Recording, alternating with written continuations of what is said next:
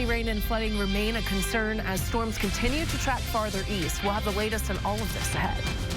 Plus, with Election Day tomorrow, the national early voter turnout numbers are up. But here in Arkansas, they're looking down. How the polls look today in Yale County. And some of those early voters waiting hours in line. Why they say they were not going to budge until their ballots were cast. Live from Arkansas's breaking news leader, Fox 16 News at 9 starts now. Severe weather strikes the northern and western parts of the state. Here's some of the proof. Video capturing a tornado in Rogers, Arkansas. And tonight, the threat of more severe weather remains. In fact, right now, a flash flood warning is in effect for parts of the state until 1 in the morning. Good evening and thanks for joining us for Fox 16 News. I'm Kevin Kelly. We need to bring in Chief Meteorologist Carmen Rose to bring us up to speed on what we can expect later tonight and tomorrow, of course, on Election Day. Well, it's going to be a whole lot of rain, and flooding is a concern here. In fact, some of these flash flood warnings extend even beyond 1 a.m. So we're talking about the very early morning hours of tomorrow. In addition to the flooding, we also have some strong storms. So wind damage is going to be possible with this. The tornado threat continues to diminish, but we want to watch that very closely. All those bright green polygons, these are flash flood warnings, and you can see it includes much of northwest and west Arkansas. Some spots have already received over 6 inches of rain. So we're talking about over half a foot of rain in the past 24 hours. 5 inches closer to the Ozarks, over 4 inches, again, extending across northwest Arkansas. Now, over the past I'd say 12 hours since midnight alone, we're looking at over 5 inches into Mountain Home. Harrison, 4.5 inches. So again, flooding is going to be a major concern tonight, especially over north central and west Arkansas, as we do anticipate another 2 inches possible in some of the wettest spots that we've seen so far today. So a flood watch, in addition to those warnings, remain in effect. The flood watch until 6 a.m. tomorrow morning. The tornado watch has been extended until 11 p.m. for all of our counties across north central and west Arkansas, southwest Arkansas. That tornado watch until midnight. We'll have more on that threat in a few minutes. Kevin. Carmen, thank you very much. Parts of the Sooner State seeing severe damage after at least half a dozen tornadoes to carve their way through the area over the weekend. The storm sent at least 11 people, to the hospital on Sunday. The winds ripping off roofs, flipping cars, and demolishing some buildings as rain pounded much of the area. At one point Sunday, almost 100,000 homes and businesses were without electricity. We have a lot of flooded areas still in these neighborhoods, and in those flooded areas, you don't know what's underneath. It may be missing sewage covers, some down power lines that you may not know, some sharp glass, sharp hazards.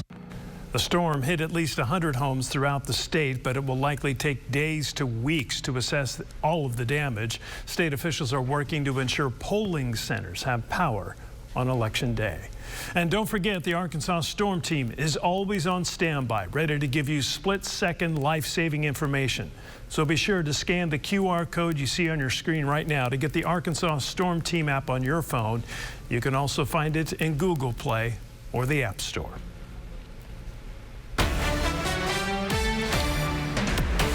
Fox 16 is your local election headquarters. More than 77 million people all across the country have already voted, and more are expected to hit the polls, of course, tomorrow on Election Day.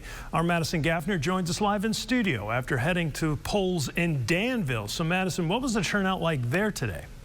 Well, Kevin, the storms definitely did not keep the people away. Everyone expressing the importance to get out and vote tomorrow, if you haven't already. We hope everybody comes out and votes. We're ready. As of this morning, officials said more than 780,000 people had early voted in Arkansas. With Election Day tomorrow, election commissions are still hoping to see people walking through the doors. In Yale County, the storm's not keeping people away. Thought we might get blown away out here with the word of tornadoes, but I was glad to exercise my right and get it done the last day today. Nathan and Emily Turner are thankful the weather was a false alarm so they could come down to the polls. For Emily, it was an even more special day. I was excited. I was also a little bit nervous just walking in and voting for the first time, but it honestly went really well. While the state's voting turnout is down compared to the 2020 early voting numbers of nearly 755,000, Jennifer Hammock is glad to see an uptick between the primary election to general election in Yale County. Well, I can tell you just in the primary this past year, we didn't have this kind of turnout. We had 2,000 votes, so we've already doubled that. And as for the results tomorrow, Excited, nervous, words for it. The nation will head into Election Day tomorrow with polls closing at 7:30. Your local election headquarters will keep you up to date on the results. Reporting live here in studio, I'm Madison Gaffner, Fox 16 News.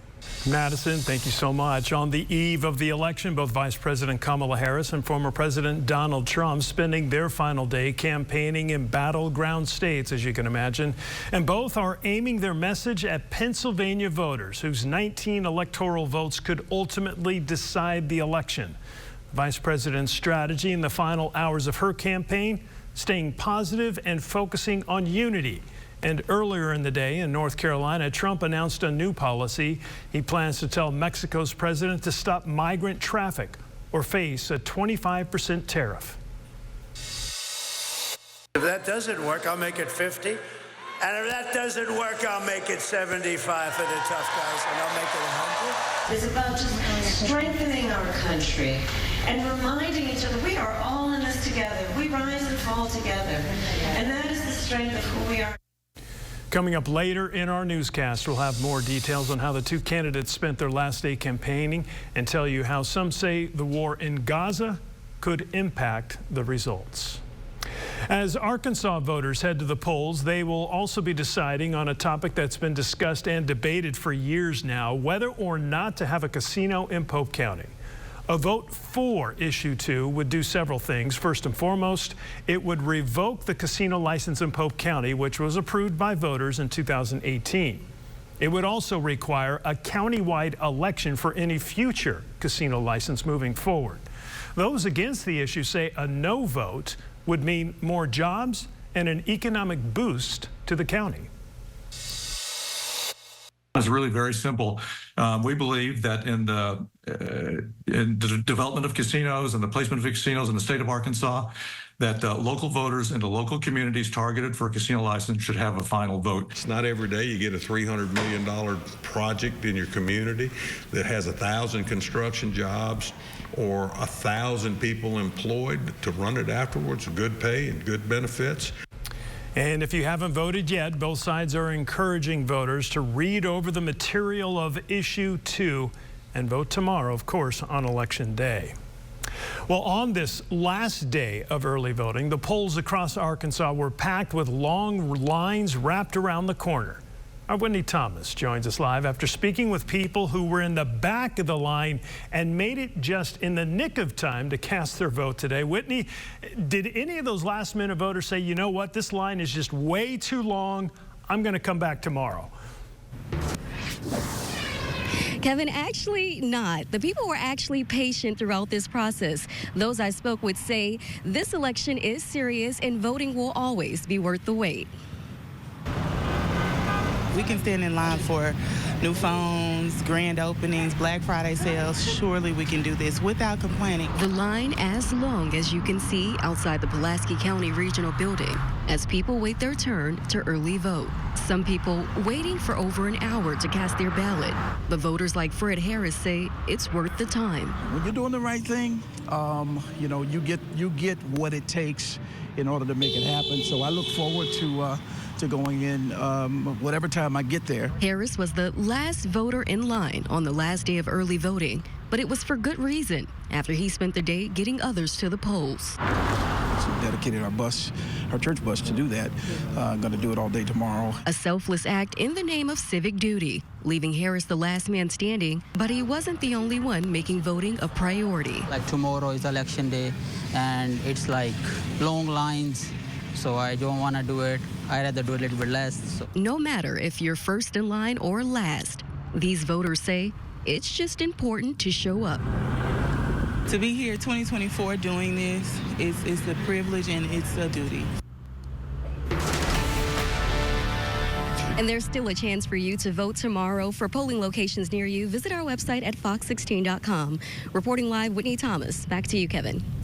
Whitney, thank you so much. Appreciate that. And just to reiterate, because it's so important, if you have any questions on how or where you should vote, maybe you need to brush up on some of the candidates or some of the issues, just head over to fox16.com. As Whitney mentioned, we have full coverage on the issues that will appear on your ballot. Well, first it was dry as a bone.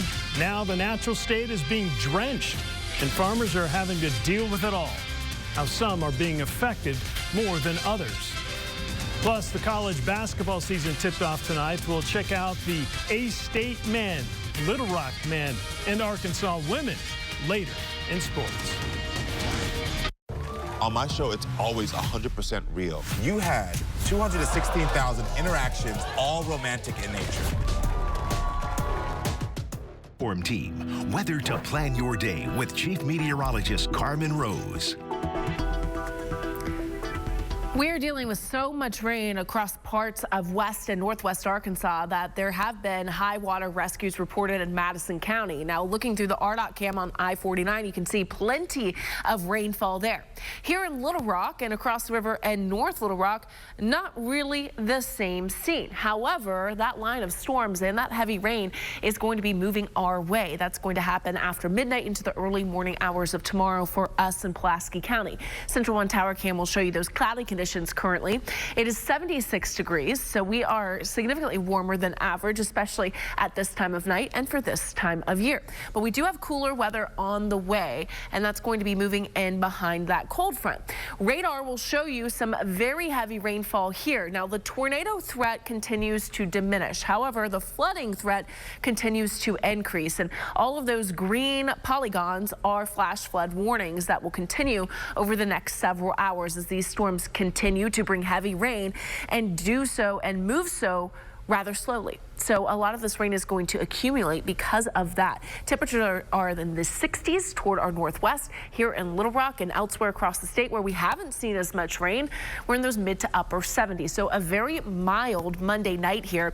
There's that cold front that we are watching, and it's this cold front that triggered that severe weather. We had a tornado in Rogers, and then we also had a confirmed tornado on radar around 2 p.m. this afternoon when that activity picked up west of Lake Washita there and north of Mount Ida between Danville. We were dealing with those severe thunderstorms in our area. Now, a flood watch remains in effect all the way through early Tuesday morning, so tomorrow morning, and that includes north central Arkansas, where we've seen closer to half a foot of rain so far, and more is on the way. So easily some spots are going to get more than half a foot of rainfall when all of this is said and done, and it's not going to be done for a while. This line is going to be moving through rather quickly. Look at 5 a.m. early tomorrow morning before sunrise.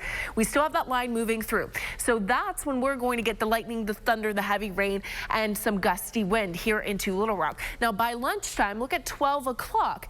Some of that is going to start to shift farther east. We'll get a lull in activity in central Arkansas, and then by supper time, a lot of this should be out of here. By 6 p.m., most of that rain will be crossing over the Mississippi River and continuing to track farther east away from us, and we'll need a break from that rain. Fortunately, we will get that break on Wednesday, although we'll hang on to those clouds. Same deal for Thursday as well, but we're not expecting any significant rain chances other than a few lingering showers toward our east. Tonight, temperatures in the 60s. It'll be windy. It'll be rainy, especially after midnight into the early morning hours. The first half of Tuesday will be rainy. Temperatures in those upper 60s, and it will be breezy. If you plan on going off to the polls to vote, keep in mind you'll definitely want the rain boots, the rain jacket, and the umbrella for tomorrow morning. I'd say at least through lunchtime. Then that will start to clear out by the evening. So by the time those polls close, we're not too worried about the rainfall, and we're also not worried about a severe threat later in the day on Tuesday. We will have a better chance for a few showers on Saturday with drier air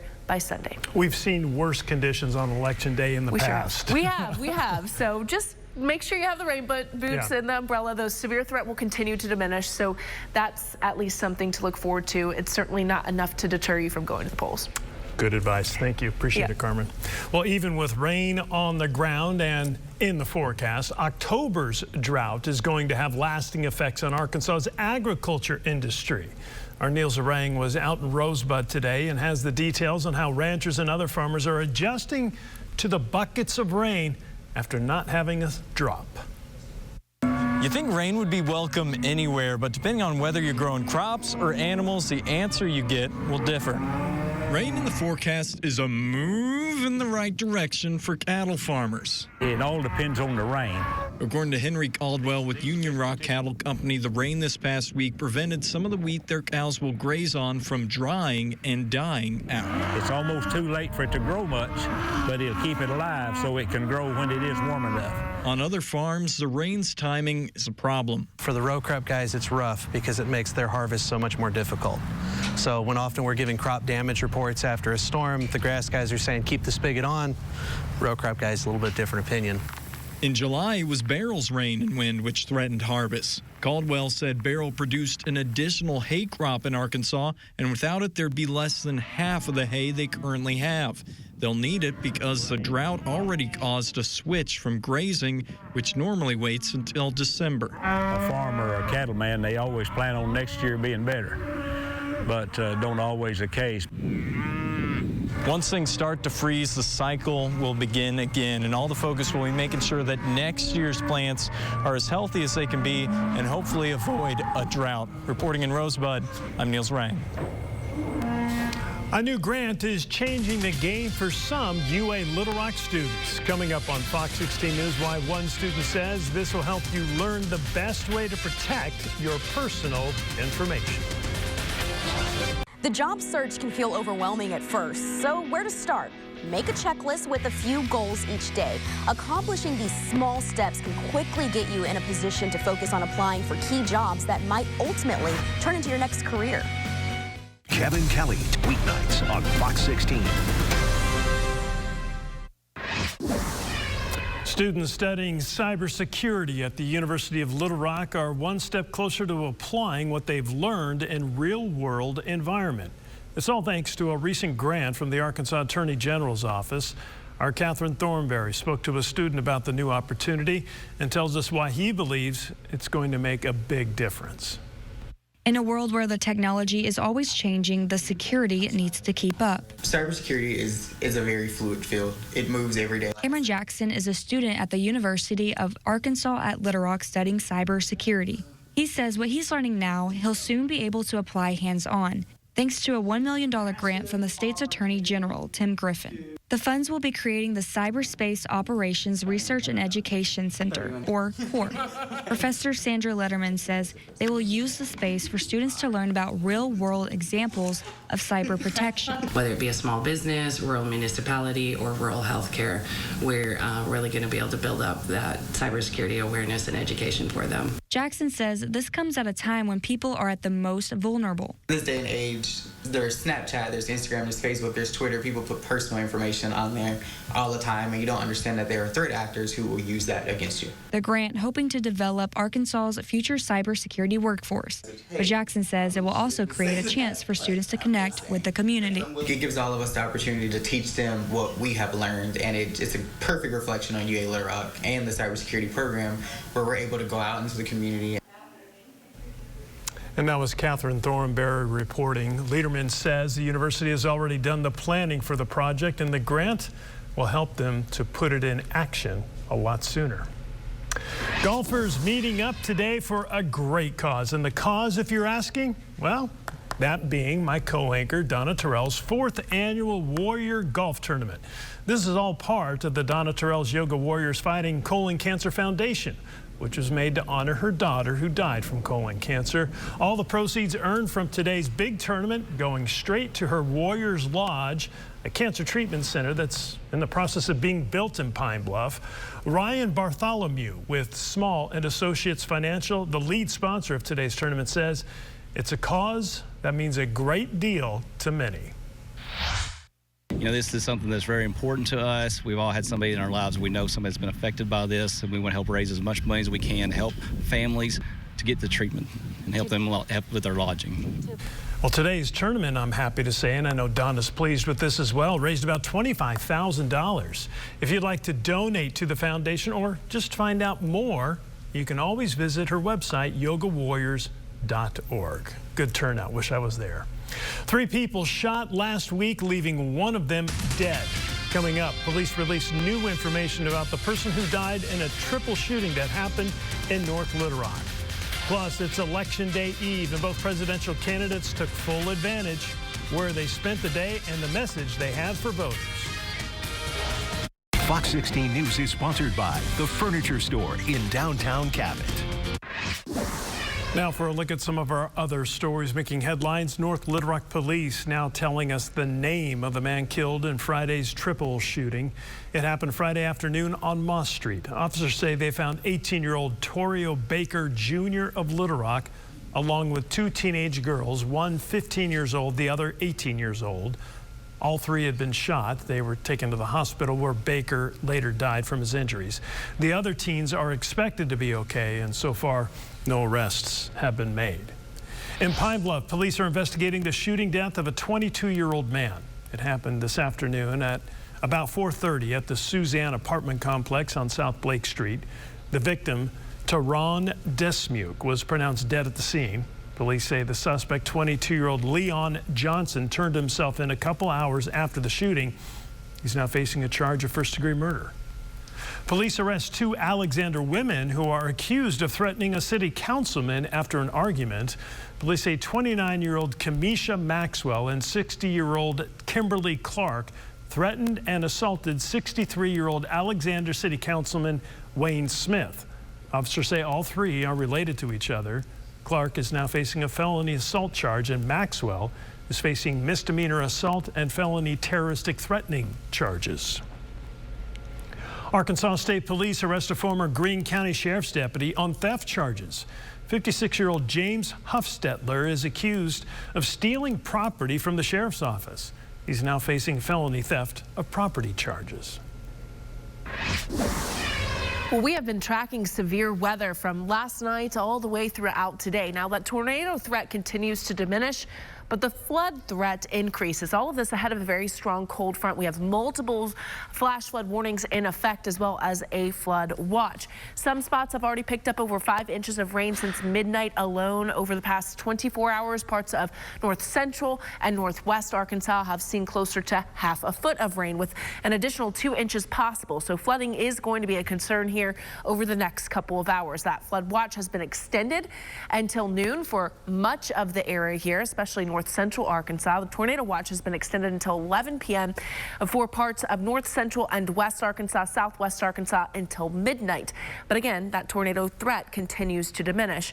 It's not zero, but it is lower. Overnight, temperatures will be in the 60s. It'll be breezy. We expect heavier rainfall here after midnight into the early morning hours. If you're voting, we'll do expect rain through the first half of the day. That will clear out by supper. In addition to tornadoes and flooding, we're also tracking the tropics. Rafael formed earlier today, and that will continue to strengthen as it moves out of the Caribbean Sea. This will not impact us directly in Little Rock. Kevin. Good news there.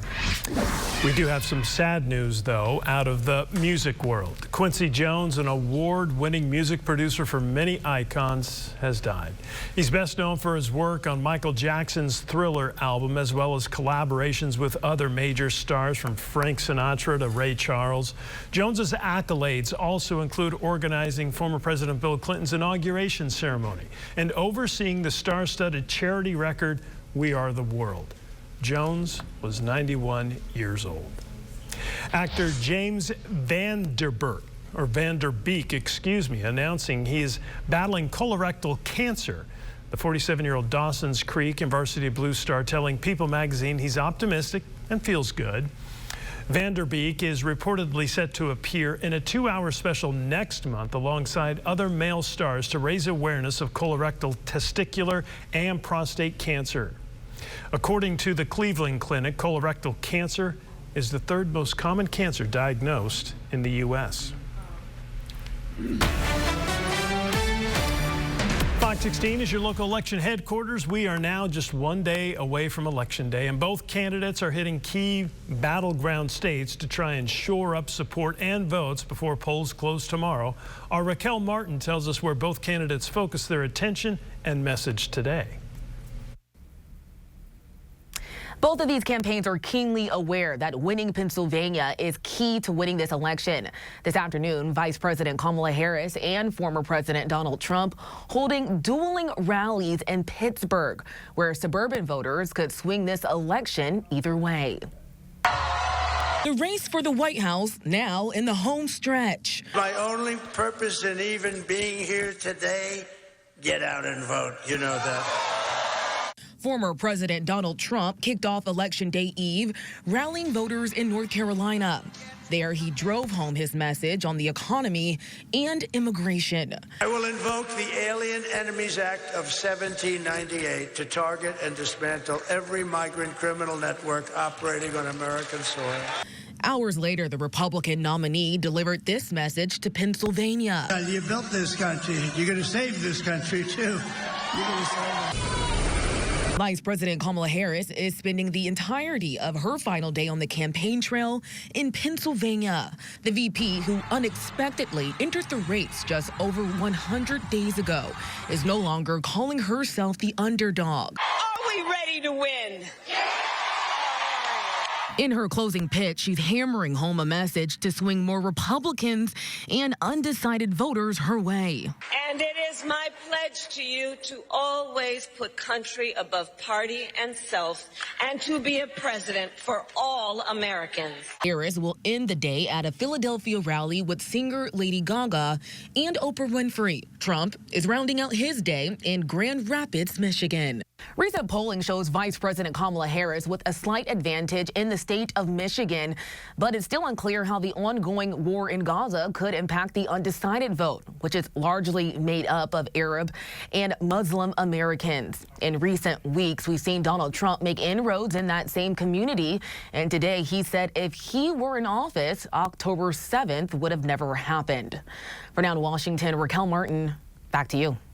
Raquel, thank you so much. The FBI cracking down on election security concerns by establishing a command post to respond to criminal threats, foreign influence, cyber threats, and domestic violence. Agents say election interference is already popping up in the form of fake videos on social media, warning Russia and Iran could encourage violent protests in the U.S. following the election. Around the nation, approximately 60 National Guardsmen from 6 states have been activated by their state governors in state active duty status for election support, with roughly another 600 Guardsmen from 17 states on standby if needed. The nation's capital is gearing up with fences, and businesses are boarding up just as a precaution.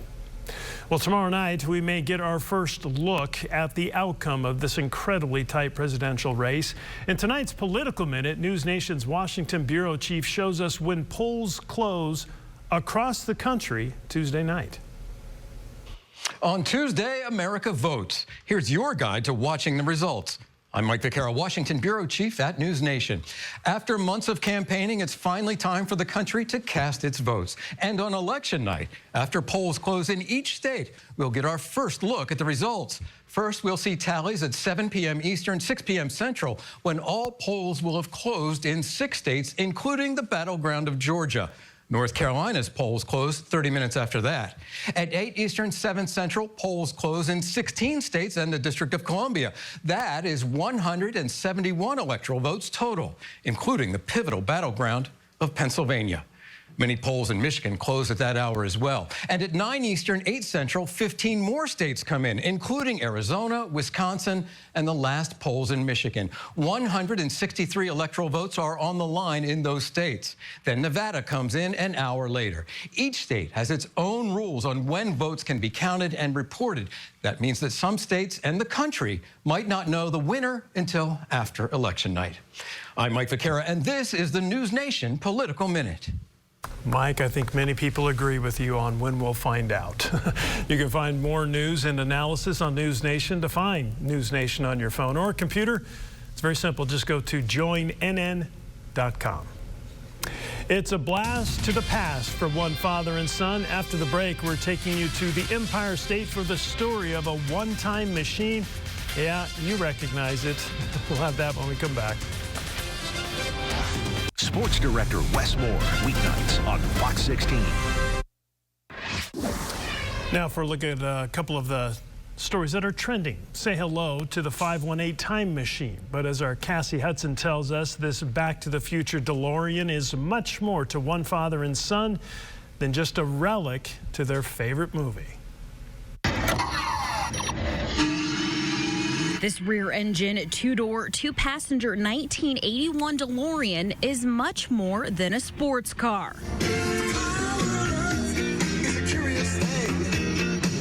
Say hello to the 518 time machine. I think it's one of the most recognized movie cars out there. It's like a spaceship. It's like you sit inside, you close the doors, you are in the movie. Recreating the iconic vehicle has been a labor of love between Brian Cady and his son Connor. Sourcing the parts is part of the fun and part of the frustration. There's a lot of aircraft parts, helicopter parts. Every single zip tie on that car is exactly where it goes. I'm the detail guy. Sometimes it drives you crazy. It does, but it's worth it in the end. It's worth it. From the watch to the Bruin sneakers, the 16-year-old is like a modern-day Marty McFly, choosing this interview location for one very important reason. The first thing they shot in the movie was at the mall scene, and that was the first time the audiences got to see the time machine. And I've always felt like if we were in Back to the Future, this would be that location. We're in a mall parking lot, 88 miles an hour, come on. When the 518 time machine hits the road, it's been known to turn heads. I saw the police officer pull up behind us. I'm like, uh-oh, here we go. And when we pulled over, he got out. He's like, oh my gosh, it's a time machine from Back to the Future. Can I take a picture? I was like, yeah, absolutely. And while this car is all about blasting to the future, time stands still when this father and son come together to work on their time machine. You can't see it, but inside the door under a panel, we actually signed it. Our names, father and son time machine build with the year and the date, Albany, New York. If it ever does leave the family, somebody's going to pull that panel off and see that. Something that gets to live on forever, really. Roads, where we're going, we don't need roads.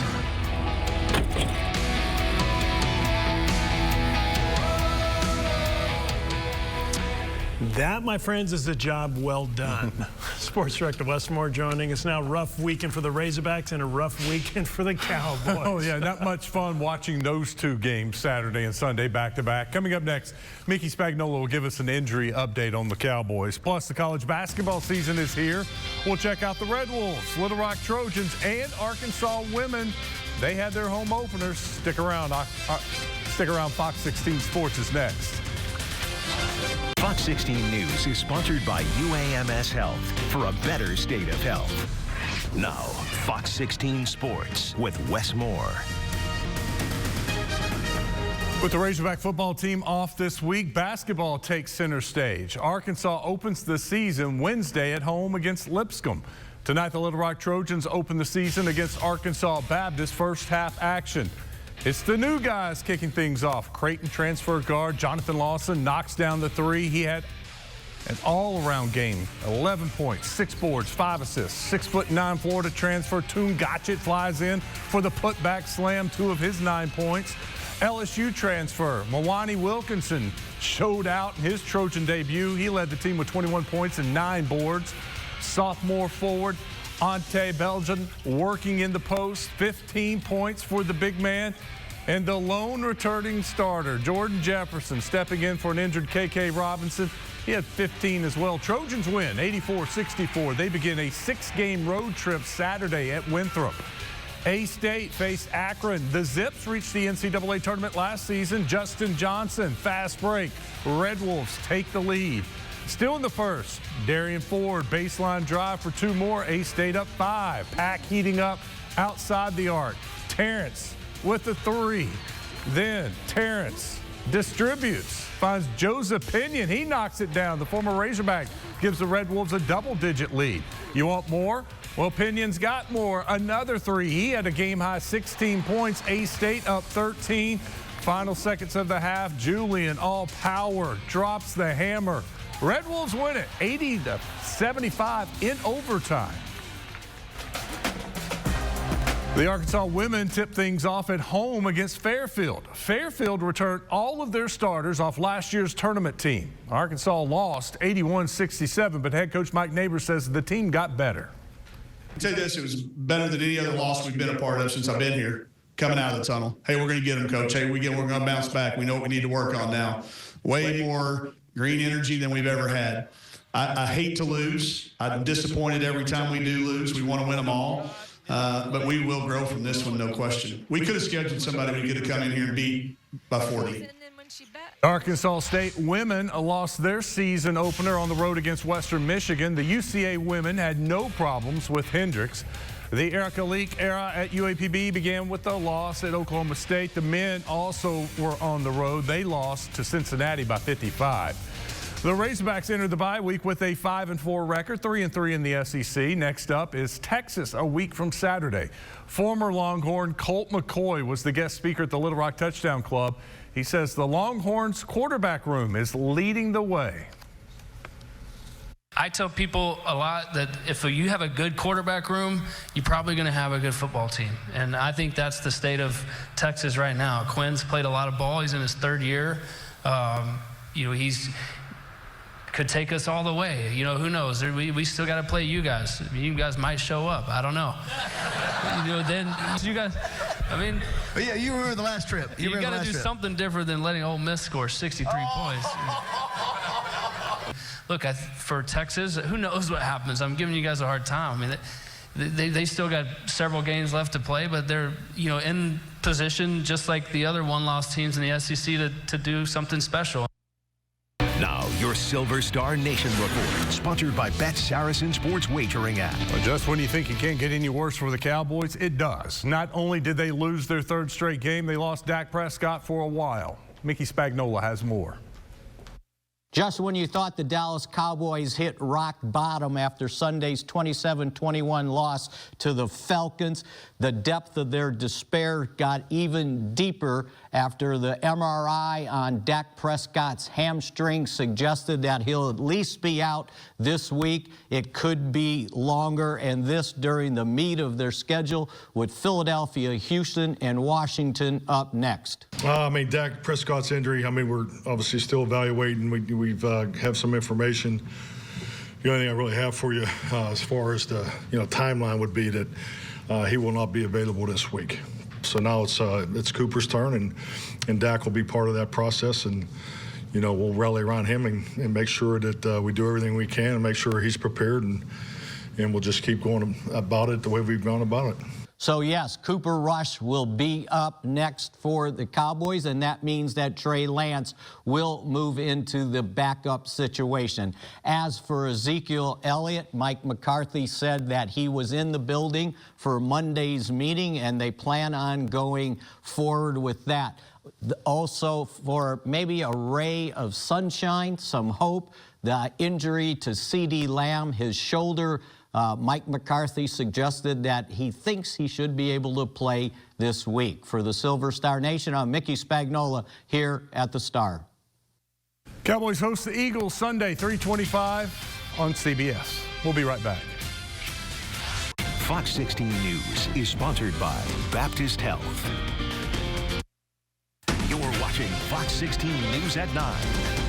Covering Heber Springs, Stuttgart, Little Rock, and all of Central Arkansas. Can you believe it? This year will mark the 98th Macy's Thanksgiving Parade. And the parade balloons, well, they made their first test flight this weekend. Macy's added 6 new and revamped balloons to its lineup, including Minnie Mouse, Spider-Man, the Elf on the Shelf, and Extraordinary Nora, Gabby from Gabby's Dollhouse, Marshall from Paw Patrol, and Goku from the Dragon Ball franchise. There you go. You have been updated on a few of the floats that you'll see in the parade. Gotta get ready. We're getting closer to it. Gotta get pumped up. Well, this line of storms is getting closer to us in central Arkansas. Now, this is going to be moving through after midnight into the early morning hours. Rain and heavy rain leading to flooding is our biggest concern. Now, the tornado threat continues to diminish, but it's not zero. If you plan on going out to the polls tomorrow, the first half of the day is going to be rainy, so do keep that in mind. I do think after lunchtime that's going to start to lessen by evening. It should be out of here here entirely. So the Arkansas storm team is watching these storms very closely through the next several hours. Now we'll get a break from all of this Wednesday and Thursday, even Friday, just a low-end chance for some showers with high temperatures generally into those upper 60s. So we do have some cooler weather on the way. All right, Carmen, thank you so much. And thank you for joining us. Please, please, please, if you have not voted, make an effort tomorrow and do it. We'll see you tomorrow.